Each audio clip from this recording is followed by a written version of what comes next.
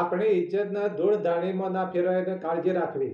કરી ભલે ખૂબ કમાણી, જીવી નો જિંદગી જાણી, છેવટ થયું ઢોળ રે ધાણી, પૈસા ના કર્યા પાણી, છેવટ થયું ઢોળ રે ધાણી, પૈસા ના કર્યા પાણી. આ સંસારમાં પૈસા વગર તો ચાલવા નથી. ભલે ખૂબ કમાણી કરી હોય પણ તમારે પૈસાની તો જરૂર પડે. ભગત હોય કે કોઈ પણ વ્યક્તિ હોય તો એમને જરૂર તો પડવાની જ છે. માટે તમે એવી જગ્યાએ વાપરો કે પૈસો ઉગવો જોઈએ. આ રૂપિયાનો સિક્કો કદી ઉગે? રૂપિયાનો સિક્કો ઉગવા નથી. જ્ઞાન રૂપી પૈસો એટલે જ્ઞાન નહીં, એ મૂડી ગણાય તમારે.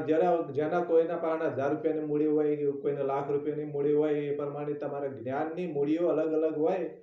અને નરસિંહ મહેતા એવા, સતી તોરલ વાય, એવા આવા મહાન સંતોએ જે વાયા છે ને એ ઉગ્યા. એટલે જ્ઞાન રૂપી મૂડી તમે વાપરો એવી જગ્યાએ તે ઉગવી દો, એવું સંતોનું કહેવું છે. કે આ મીઠી વાણીથી વાવેતર કરો તો આપણી આબરૂ હચવાઈ રહે.